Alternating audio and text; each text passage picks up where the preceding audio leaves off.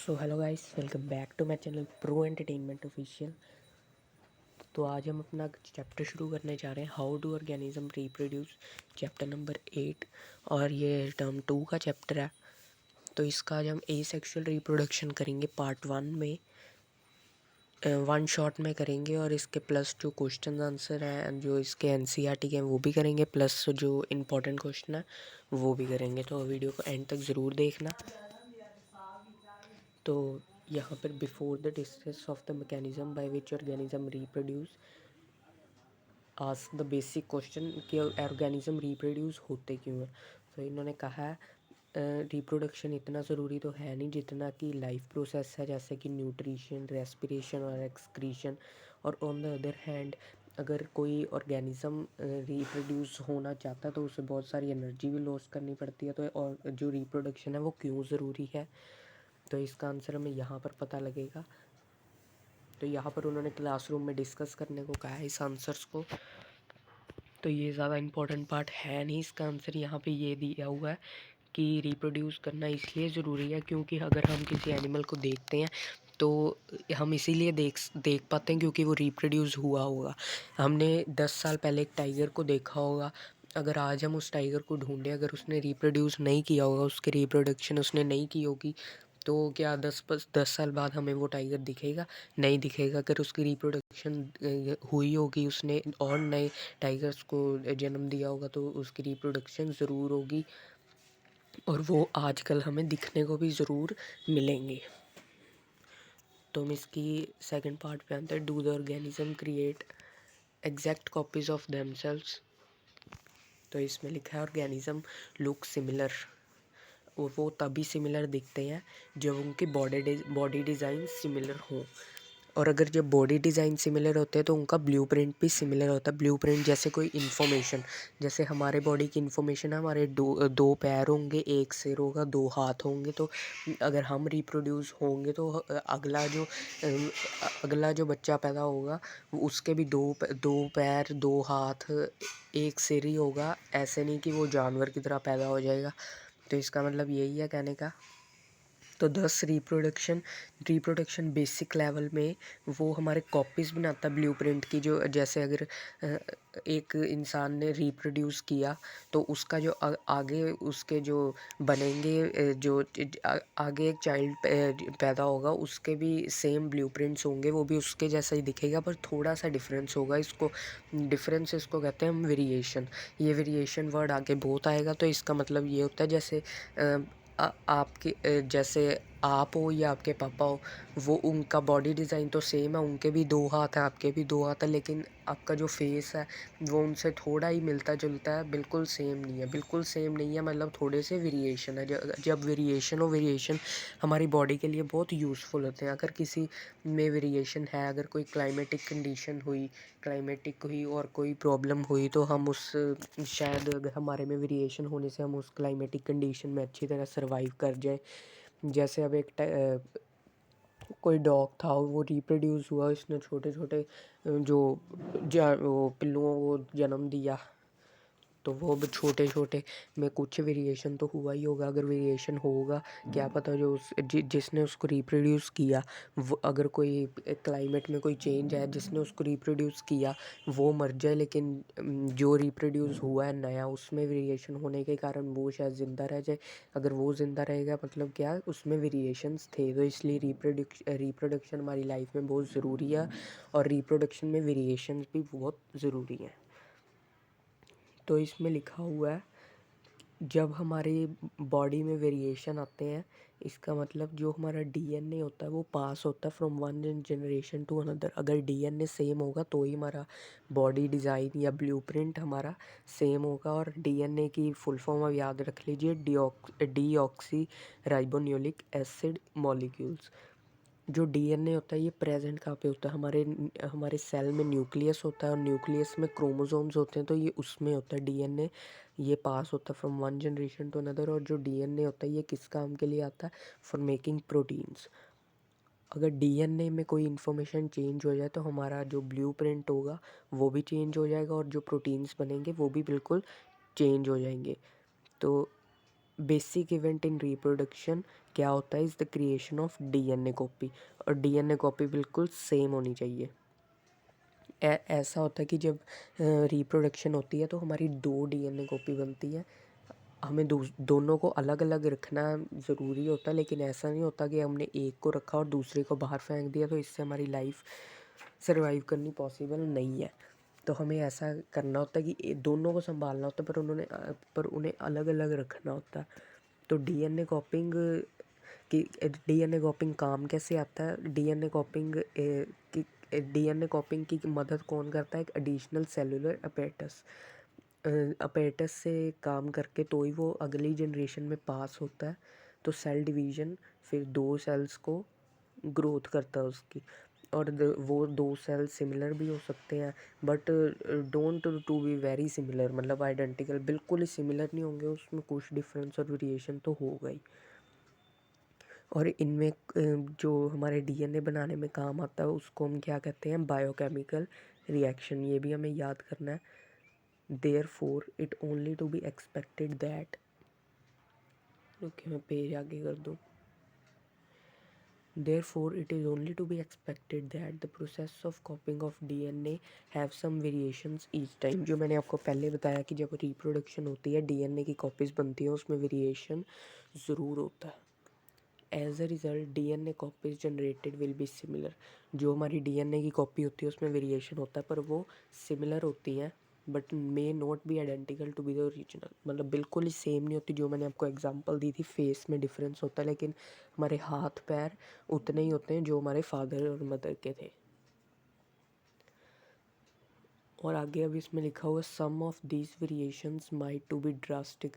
अगर जो ये वेरिएशंस हैं ये ज़्यादा ही हो जाएं, तो जो ये मैंने आपको सेलुलर अपैरेटस के बताया कि जो डीएनए होता है वो सेलुलर अपैरेटस के साथ ही हमारे प्रोटीन्स बनाने के काम आता है, और डीएनए पास होता है वन जनरेशन टू अनदर। अगर ज़्यादा वेरिएशन हो जाए तो ये सेलुलर अपैरेटस के साथ काम नहीं कर पाता, तो हमारी बॉडी जो हमारी बॉडी में सेल्स होते हैं वो भी डाई हो जाते हैं।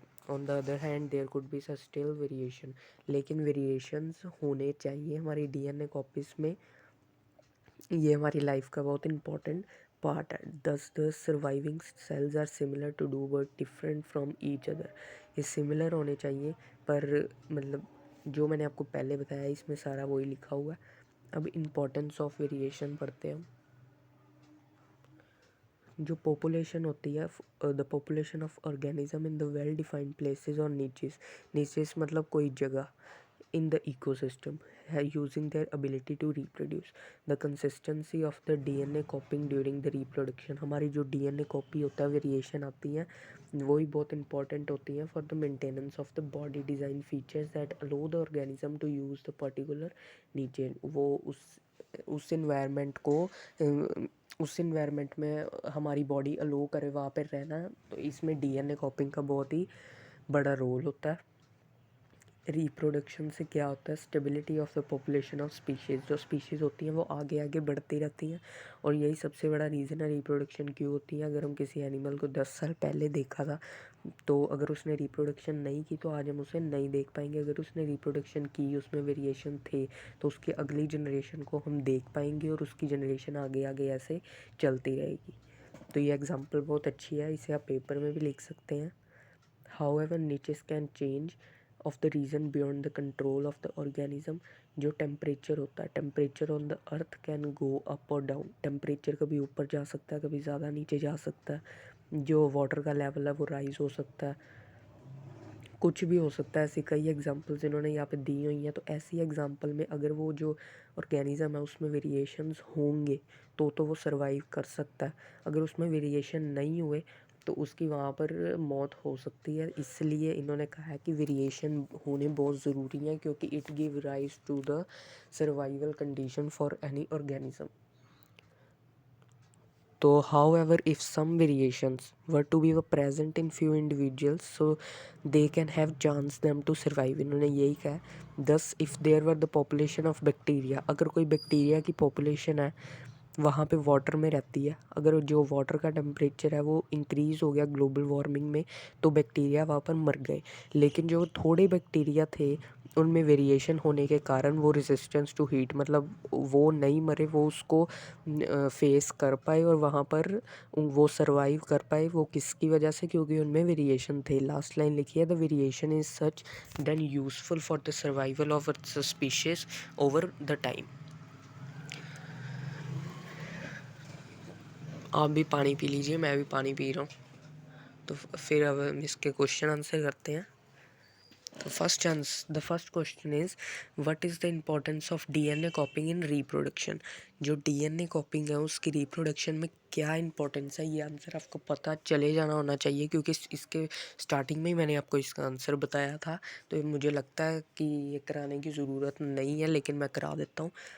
इसके एक ही पॉइंट बनेगा, आप चाहे कॉपी पे नोट कर लीजिए। मैं बोल रहा हूँ, DNA कॉपिंग in reproduction is important for the maintenance of body design, blueprint, and the features of the body.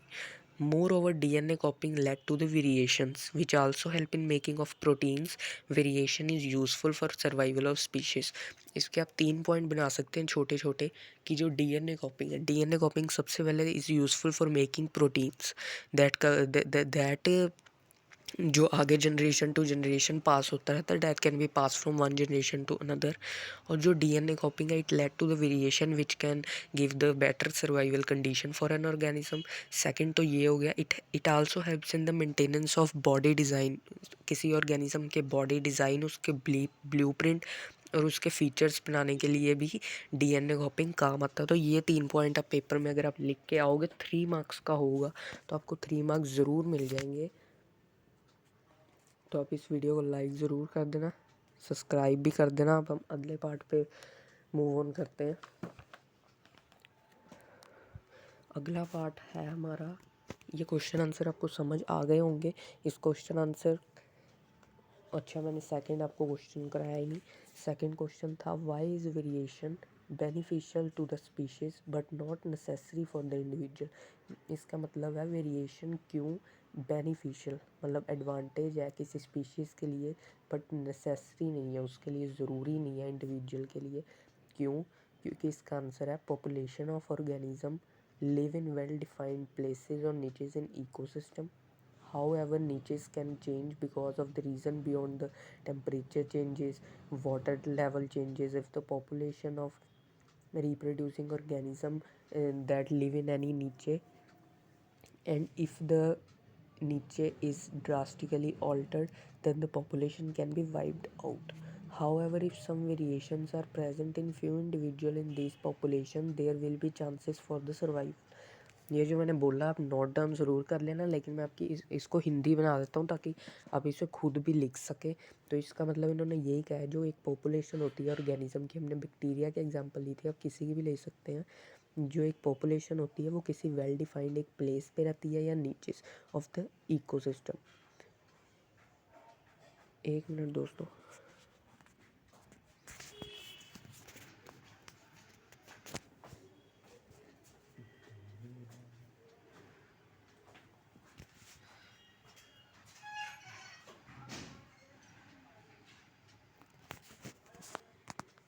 एक मिनट गाइस, एक मिनट बस।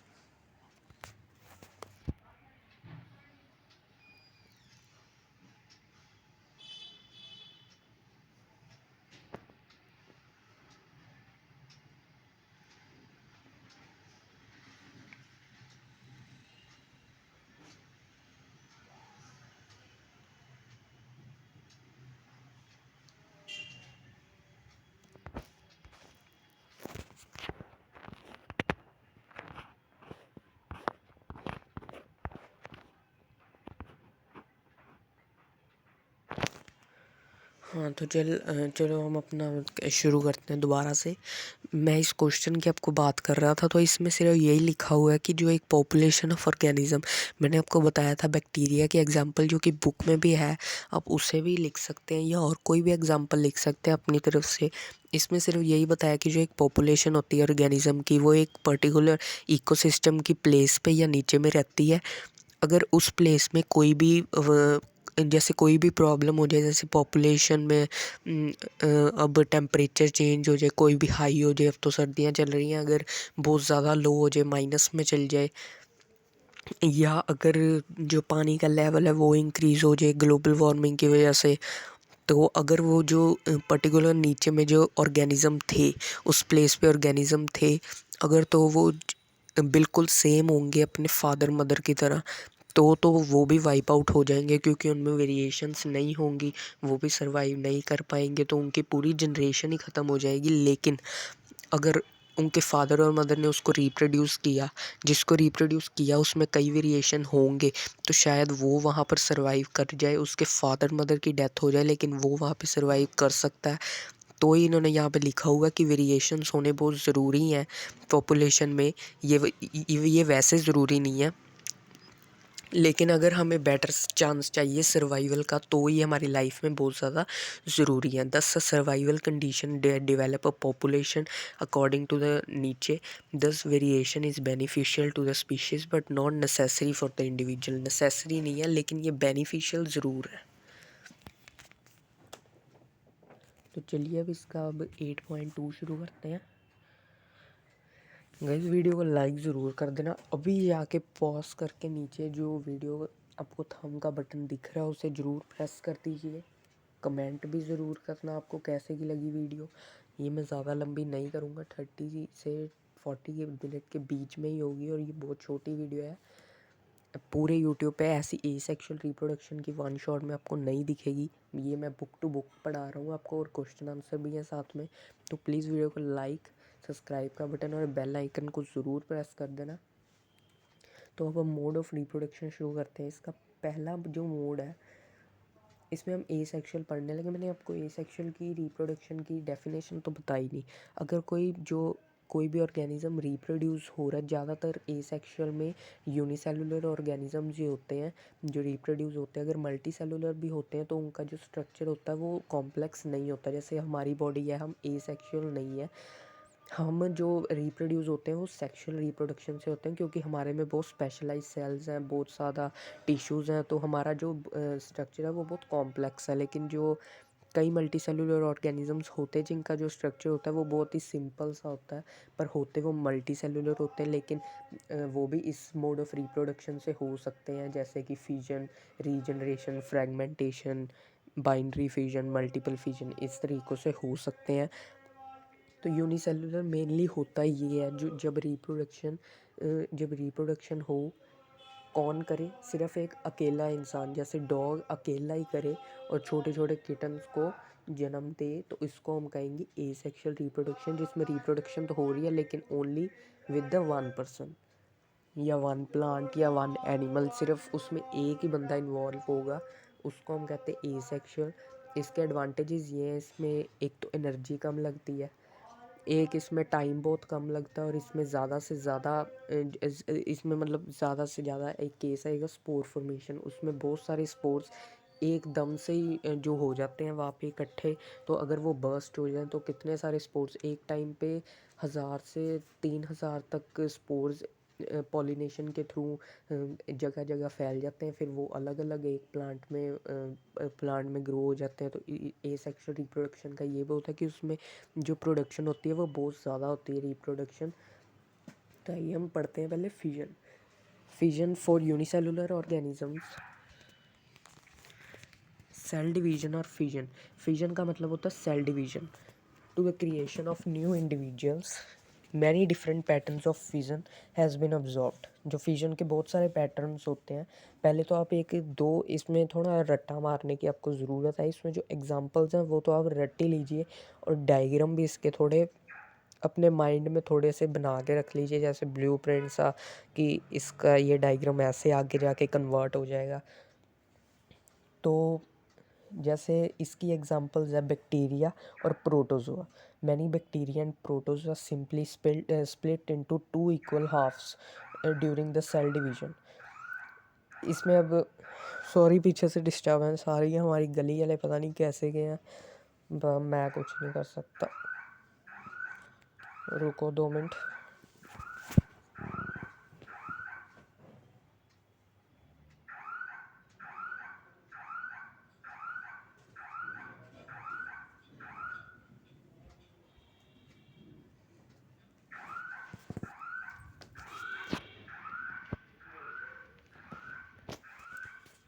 चलिए अब थोड़ी आपको ठीक लग रहा होगा, अब हम शुरू करते हैं अपना फिजन। फिजन में मैंने आपको बता दिया, fission is also known as a cell division. अब मैं थोड़ा तेज़ तेज़ पढ़ाऊँगा क्योंकि ये वीडियो को मैं लंबा नहीं करना चाहता, आपका टाइम ज़्यादा वेस्ट नहीं करना चाहता। जो बीच में डिस्टर्बेंस हुई है इसको आप थोड़ा फास्ट फॉरवर्ड कर लेना और थोड़ी स्पीड भी बढ़ा लेना। मैं फटाफट ये करवा के आपको क्वेश्चन आंसर करवा के फटाफट वीडियो ख़त्म करूँगा और अगले वीडियो में आपको सेक्शुअल रिप्रोडक्शन करवाऊँगा। तो फिजन को हम कहते हैं सेल डिवीजन। ये थोड़े ज़्यादा ऑर्गेनिज्म में देखने को मिलता है। इसकी दो एग्जांपल्स आप याद कर लीजिए, बैक्टीरिया और प्रोटोजोआ। जो बैक्टीरिया और प्रोटोजोआ होते हैं ये स्प्लिट इनटू 2 इक्वल हाफ्स। तो ये जैसे एक पूरा ऑर्गेनिज्म है, ये बीच में से कट होके 2 इक्वल हाफ्स में डिवाइड हो जाते हैं, सिर्फ 2 में। ये ध्यान रखिएगा कि जो बैक्टीरिया और प्रोटोजोआ सिर्फ 2 में डिवाइड होते हैं, तो ये इसका होगा binary fission. This is done by the binary fission. लेकिन ऑर्गेनिज्म लाइक अमीबा का तो स्ट्रक्चर आपको पता ही है, बहुत खड़बड़ा सा होता है, या फिगर में देख भी सकते हैं। ये देखिए इसका स्ट्रक्चर कैसे का है। ये कहीं से भी डिवाइड होके पहले ये था, फिर इसने थोड़ा अपना जो सेल डिवीजन था डीएनए पास हुआ एपेटस के साथ मिलके, इसने इसको और बड़ा किया, फिर ये दो हाफ में डिवाइड हो गया। लेकिन कोई पर्टिकुलर हाफ में डिवाइड नहीं हुआ कि पूरा, जैसे ऊपर तो था बैक्टीरिया और प्रोटोजोआ में 2 हाफ्स में होता है, लेकिन इसमें कोई किसी भी प्लेस पे ये स्प्लिट हो जाते हैं और किसी भी 2 पार्ट में डिवाइड हो जाते हैं। तो ये भी बाइनरी फिजन की एग्जांपल है। तो आगे एक यूनिसेलुलर ऑर्गेनिज्म की एग्जांपल है लिशमेनिया। लिशमेनिया इज़ आल्सो जो कॉज ये करता है काला अज़र। काला अज़र एक डिसीज़ का नाम है। लिशमेनिया जो को एक बीमारी फैलाता है उसका नाम है काला अज़र। आप ये याद ही कर लेना। ये एक विप लाइक स्ट्रक्चर होता है at one end of cell. ये देखिए आप ऊपर देख ही सकते हैं, it is a whip like structure. ये भी बाइनरी फिजन से होता है, लेकिन इसका भी हम पढ़ लेते हैं। which is a whip-like structure at the one end of cell in such organism binary fission। जो इसमें जो बाइनरी फिजन होती है ये एक डेफिनेट ओरिएंटेशन में होती है, मतलब एक स्पेसिफिक प्लेस पे होती है। किसी भी जैसे अमीबा की तरह बीच में से कहीं से भी नहीं कट हो जाती है, एक डेफिनेट प्लेस पे होती है। जैसे ये देखिए, ये ऊपर से था, ये 2 हाफ में डिवाइड हुआ, लास्ट में देखिए ये इक्वल हाफ में डिवाइड हो गया। तो ये भी इसकी एग्जांपल है। अगले पेज की तरफ बढ़ते हैं। Other single celled organism such as malaria parasite. Plasmodium को हम मलेरिया पैरासाइट भी कहते हैं क्योंकि ये भी एक ऐसी मलेरिया की तरह के एक डिसीज़ प्रोड्यूस करता है। तो अगर इसमें एक डिफरेंस है तो ये भी एक यूनिसेलुलर ऑर्गेनिज्म ही, प्लाज्मोडियम या मलेरियल पैरासाइट। लेकिन ये जब डिवाइड होता है तो ये मैनी डॉटर सेल में डिवाइड होता है। आप फिगर में देख ही सकते हैं, एक बॉल सा एक स्ट्रक्चर है साइड में इसके। देखिए ये कितने सारे बीन्स से दिख रहे हैं, ये सिर्फ एक में नहीं है। This is divided into more than 2 और 3। अगर मोर देन 2 और 3 आ गया है यूनिसेलुलर, लेकिन मोर देन 2 और 3 so it is done by the multiple fission. East भी इसकी एग्जांपल ही है। अब हम आगे बढ़ते हैं। फ्रेगमेंटेशन एक्टिविटी आप खुद पढ़ लेना, मैं आपको ये थ्योरी पार्ट करवा रहा हूँ। जो सेकंड फ्रेगमेंटेशन है ये थोड़ा मल्टी सेलुलर ऑर्गेनिज्म में भी देखने को मिलता है, लेकिन मल्टी सेलुलर उनमें मिलता है जिनका जो स्ट्रक्चर होता है वो कॉम्प्लेक्स नहीं होता बल्कि सिंपल होता है। मैंने आपको पहले भी बताया था, इसकी एग्जांपल है स्पायरोगायरा। फॉर एग्जांपल जब स्पायरोगायरा में होता क्या है, स्पायरोगायरा जो simply break into the smaller pieces upon maturation. Spirogyra में उसके जो एक 2 पार्ट्स डिवाइड होने लग जाते हैं जब वो मैच्योर हो जाते हैं। अब इसकी यहाँ पे इन्होंने फिगर नहीं दिखाई, ये एक प्लांट सा होता है, उसके साइड में 2 एक पार्ट से होते हैं। अगर वो मैच्योर हो जाए तो साइड में से वो निकल जाते हैं और एक अपना न्यू इंडिविजुअल बना लेते हैं। फ्रेगमेंट्स की तरह होते हैं फ्रेगमेंट, जैसे एक फ्रेगमेंट यहाँ से टूट गई, वो न्यू इंडिविजुअल बन गया, फिर उसमें भी यही प्रोसेस होता है। तो ऐसे ये चलता रहता है आगे। यहाँ पे इन्होंने लिखा हुआ this is not true for all multi cellular. इन्होंने आगे यही बताया कि ये हमारे जैसे ऑर्गेनिज्म मल्टी सेलुलर में नहीं देखा जाता, क्योंकि मैंने आपको पहले भी बताया क्योंकि हमारे में तो बहुत सारे स्पेशलाइज सेल्स हैं, टिश्यूज हैं, तो हमारे में ये पॉसिबल नहीं है, ये एक इम्प्रैक्टिकल है। तो इसमें बाकी आगे कुछ बताया नहीं है, हम रीजनरेशन की तरफ बढ़ते हैं। रीजनरेशन की पहली आप एग्जांपल याद कर लीजिए, दो इसके एग्जांपल है हाइड्रा एंड प्लेनेरिया। पहले की एग्जांपल आपको याद होंगी, हम रिकॉल करते हैं। एक था बैक्टीरिया एंड प्रोटोजोआ, ये दो इक्वल हाफ्स में डिवाइड होते हैं, लेकिन अमीबा किसी भी पार्ट में से डिवाइड हो जाता है, लेकिन ये होता बाइनरी फिजन का ही है। तो तीसरा हमने कौन सा पढ़ा था जो कि काला ज़र प्रोड्यूस एक डिसीज़ करता है, वो था लिशमेनिया। लिशमेनिया काला ज़र करता है। तो ये भी एक डेफिनेट ओरिएंटेशन में ही डिवाइड होता है, मैंने आपको फिगर में भी दिखाया था, ये टू इक्वल हाफ्स में डिवाइड होता है। और लास्ट इसके एग्जांपल थी प्लाज्मोडियम, जो कि मलेरियल पैरासाइट है। ये भी कोई डिसीज़ प्रोड्यूस करता है, कोई मलेरिया की। अभी मेरे को इसका नाम नहीं पता, मैं आपको बाद में बताऊंगा जब मैं नोट्स दूंगा। तो ये मलेरियल पैरासाइट प्रोड्यूस करता है। तो ये, लेकिन ये किससे रिप्रोड्यूस होता है? मल्टीपल फिजन से। फिर हमने किया फ्रेगमेंटेशन, उसकी एग्जांपल क्या थी? इसकी हाइड्रा एंड प्लेनेरिया, तो उसकी थी स्पाइरोगैरा। स्पाइरोगैरा में टू इक्वल हाफ में डिवाइड हो जाता है, लेकिन जो टू इक्वल हाफ होते हैं जब वो मैच्योर हो जाए तो उससे अलग होके फ्रैगमेंट्स में वो दूर तक चले जाते हैं और न्यू इंडिविजुअल प्रोड्यूस कर देते हैं। लेकिन ये सब में नहीं पॉसिबल होता, सारे मल्टी सेलुलर में नहीं, क्योंकि मैंने आपको रीज़न बहुत बार बता दिया।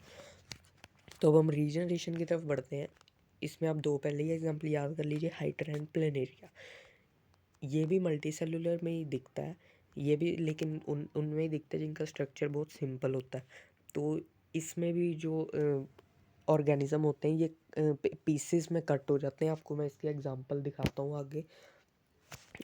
अपने प्लांट के साथ ही वो ग्रो होते हैं, लेकिन जब वो मैच्योर हो जाते हैं वो वहाँ से कट के अपना एक नया ऑर्गेनिज्म रिप्रोड्यूस करते हैं।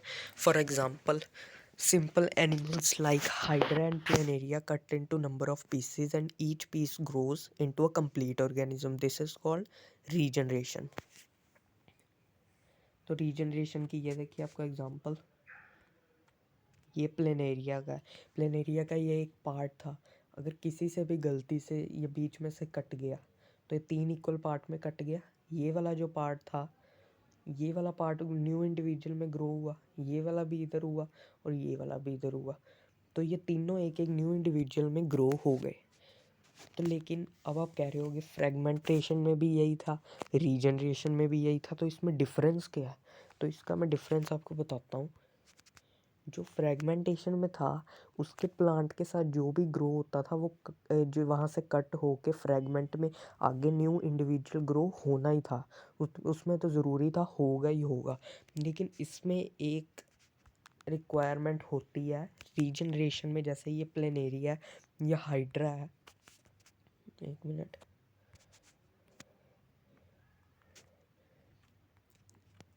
हाँ, जैसे अब ये प्लेनेरिया में है, अगर ये जैसे सोचो बीच वाला पार्ट कट हुआ, ये एक न्यू इंडिविजुअल में ग्रो हो गया, लेकिन ये उन्हीं पार्ट में पॉसिबल होता है जिसमें रीजनरेटिव सेल या स्पेशलाइज्ड सेल्स होते हैं जो कि उन्हें ग्रो कर पाते हैं। अगर नीचे वाले पार्ट में, जैसे ये वाला पार्ट है जो कट हो गया, इसमें रीजनरेटिव सेल्स नहीं होंगे तो ये आगे ग्रो नहीं कर पाएगा और वहाँ पे ये वेस्ट हो जाएगा, न्यू इंडिविजुअल में ग्रो नहीं होगा। तो आप इसमें सिर्फ यही याद रखना, यही मेन डिफरेंस है।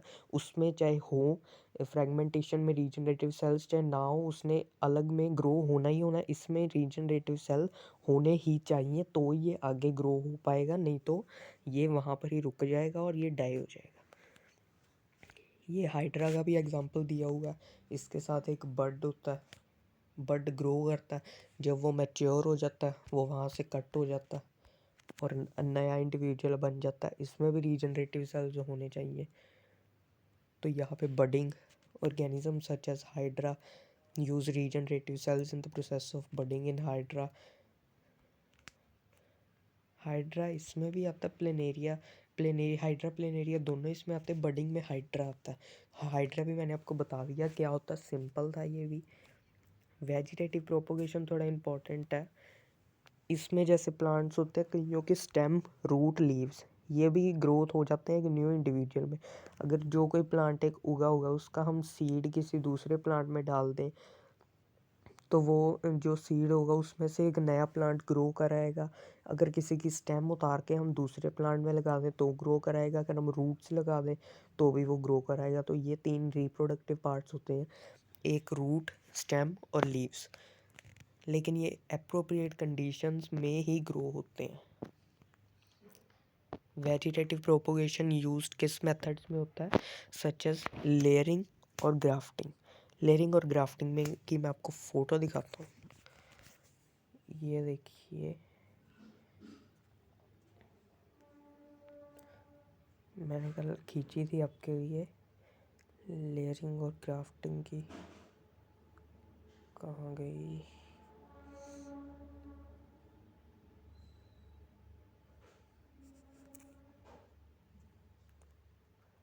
अभी मुझे मिल नहीं रही, सॉरी गाइस, मुझे यहाँ पे मिल नहीं रही वो फ़ोटो। जब मुझे मिलेगी मैं ज़रूर दिखाऊंगा। मैं आपको वैसे बता देता हूँ, लेयरिंग होता है किसी भी जो प्लांट वो ग्रो हुआ उसकी जो नीचे से जो स्टेम होती है, स्टेम को हम नीचे से ऊपर की तरफ एक और प्लांट में लगाते हैं तो वो प्लांट भी ग्रो कर जाता है। चाहे हम उसके अब बीच में काट भी दें वो ग्रो हो जाता है। आप गूगल से ज़रूर ढूंढना, आपको फ़ोटो मिल जाएगी। तो प्लांट जो रेज होते हैं वेजिटेटिव प्रोपोगेशन में, सच मेथड जो ये मेथड्स होते हैं ये किन के लिए काम आते हैं, किन प्लांट्स के लिए? बनाना, ऑरेंज, रोज़, जैस्मिन, इनके एडवांटेज है। ये उन प्लांट्स के लिए बहुत ज़्यादा एडवांटेज प्रोड्यूस करते हैं जिनमें कैपेसिटी नहीं होती सीड्स प्रोड्यूस करने की। जैसे अब कोई प्लांट है वो उसमें कैपेसिटी नहीं है सीड्स प्रोड्यूस करने की, तो अगर उसमें वेजिटेटिव प्रोपोगेशन में स्टेम लगाते, रूट लगाते, लीव्स लगाते तो वो वैसे ग्रो कर सकते हैं। तो ये बहुत बड़ी एडवांटेज है, आप इसको याद कर लेना। तो इसकी एग्जांपल है ब्रायोफाइलम। ब्रायोफाइलम के जो ये लीव्स होते हैं, लीव्स में बर्ड्स होते हैं। तो जब ये बर्ड्स सॉइल में नीचे गिर जाते हैं तो ये एक न्यू इंडिविजुअल में ग्रो हो जाते हैं। ये इसकी सबसे बड़ी एग्जांपल है। जो बर्ड्स होते हैं इनके लीव्स में होते हैं, और जब ये बर्ड्स नीचे गिरते हैं या लीफ नीचे गिरते हैं तो ये न्यू इंडिविजुअल में ग्रो हो जाते हैं। ये टिश्यू कल्चर, वैसे तो ये मोर टू नो है, ये पेपर में आएगा नहीं इससे रिलेटेड, तो मैं नहीं करवा रहा। स्पोर फॉर्मेशन में हम देखते हैं। स्पोर फॉर्मेशन में मल्टी सेल्यूलर ऑर्गेनिज्म में कई स्पेसिफिक रिप्रोडक्टिव पार्ट्स होते हैं जो कि देखने को मिलते हैं। लेकिन जो ये थ्रेड लाइक स्ट्रक्चर आप देख रहे हैं, इतने सारे थ्रेड लाइक स्ट्रक्चर, ये रिप्रोडक्टिव पार्ट्स नहीं है।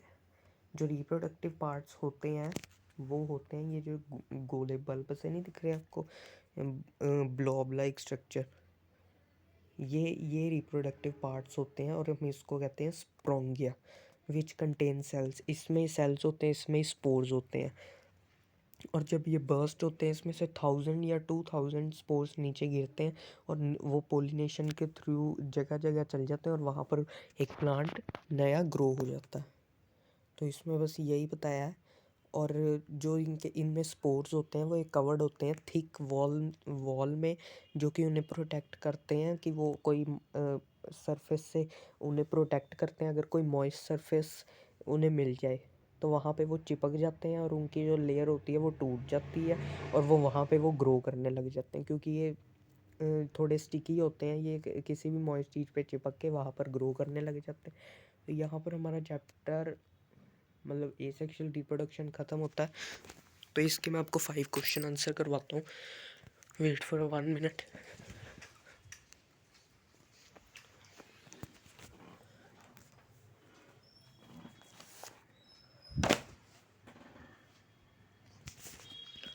हाँ तो गाइस 133 पेज के है ना ये।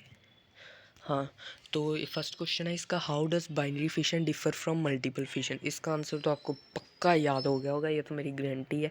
फिर भी मैं बता देता हूँ, बाइनरी फिशन में जो डॉटर सेल्स होते हैं सिर्फ वो 2 में ही डिवाइड होते हैं, टू न्यू डॉटर सेल बनते हैं। और इसके आपको एग्जांपल भी पता है, bacteria and protozoa. Multiple fission के एग्जांपल आपको पता है, प्लाज्मोडियम। मल्टीपल फिजन में वो जो more than 2 daughter cells produce होते हैं, हम उसको मलेरियल पैरासाइट भी कहते हैं। सेकंड इसका क्वेश्चन है, how will an organism B benefit. कैसे ऑर्गेनिज्म बेनिफिट होता है अगर वो स्पोर्स के थ्रू रिप्रोड्यूस हो, जो हमने लास्ट वाला केस किया स्पोर फॉर्मेशन। तो इसकी एक तो एग्जांपल है कि जो स्पोर फॉर्मेशन एसेक्सुअल रिप्रोडक्शन है, जो स्पोर्स होते हैं वो कवर्ड होते हैं थिक वॉल से, जो उन्हें प्रोटेक्ट करता है इन्वायरमेंटल कंडीशंस में जो उन्हें फेवरेबल नहीं है उनसे वो प्रोटेक्ट करता है उनको। जब उनकी फेवरेबल कंडीशन होती है, अगर उनको कोई मॉइस्ट सरफेस मिल जाता है, वो स्टिकी होते हैं, वहाँ पर चिपक के वो न्यू ग्रो हो जाते हैं। तो मेन इसका यही है कि वो एक लेयर से उन्हें प्रोटेक्ट करता है। एक हमें ने ये लिखना है। और जो स्पोर्स होते हैं वो लाइट वेट होते हैं और बहुत सारे होते हैं। जो स्प्रोंगिया मैंने बताया था, स्प्रोंगिया के अंदर बहुत सारे स्पोर्स होते हैं, और जब ये बर्स्ट होता है तो 1000 to 2000 स्पोर्स बहुत जगहों पे मतलब ऐसे बर्स्ट हो गया, आपको पता ही है, गिरते हैं तो वो वहाँ पर एक न्यू इंडिविजुअल ग्रो कर देते हैं और उनके बेटर चांसेस होते हैं सर्वाइवल में, और वेरिएशन भी प्रोड्यूस होते हैं। तो थर्ड है, can you think of the reason why more complex organism can not give. इसका मैं आपको बता चुका हूँ कि हमारे में बहुत सारे स्पेशलाइज सेल्स हैं, टिश्यूज़ हैं, तो हम इसमें से नहीं हो सकते क्योंकि ये हमारे लिए एक इम्प्रैक्टिकल प्रोसेस है। हमारे लिए जो होता है वो सेक्शुअल रिप्रोडक्शन ही होता है। तो अगला क्वेश्चन है, why is vegetative propagation practice for growing some type of plants. जो वेजिटेटिव प्रोपोगेशन है, it can make possible for the propagation of plants such as banana, orange, rose and jasmine, जो कि अपनी कैपेसिटी लूज़ कर चुके हैं seeds produce करने की, ये उनके लिए काम कर आता है। More over all plants produce through the जो वेजिटेटिव प्रोपोगेशन से कोई भी प्लांट्स होता है उसमें वेरिएशन ज़रूर होते हैं और वो सिमिलर होता है अपने पेरेंट प्लांट में, जो उनकी सर्वाइवल के लिए भी बहुत काम यूज़फुल होता है। तो why is DNA copying is an essential part of the process of reproduction. ये अब मैं आपको बहुत बार बता चुका हूँ। डीएनए कॉपिंग एक तो प्रोटीन्स बनाने के लिए काम आता है, from one generation to another ये पास होता है। सेकेंड, इसमें ये DNA copying led to the variations which can help to the better survival condition for an organism. इसकी अब एग्जांपल भी दे सकते हैं, जो एक मैंने आपको बताई थी बैक्टीरिया की। और ये डीएनए कॉपीज़ बनाता है जो कि सिमिलर होते हैं ओरिजिनल के। जो ऑफस्प्रिंग, नया मतलब चाइल्ड पैदा होता है, हैव सिमिलर बॉडी डिज़ाइंस और उसके डीएनए भी सेम होता है। So DNA is an essential part of reproduction.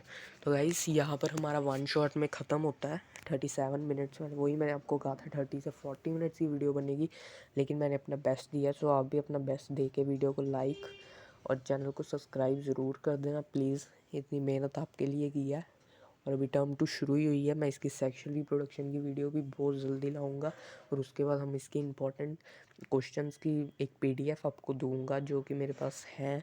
और वो वाले क्वेश्चंस हैं जो कि पिछले 5 ईयर्स में बोर्ड में आए हुए हैं इस चैप्टर के। तो प्लीज़ चैनल को सब्सक्राइब और वीडियो को लाइक ज़रूर कर देना।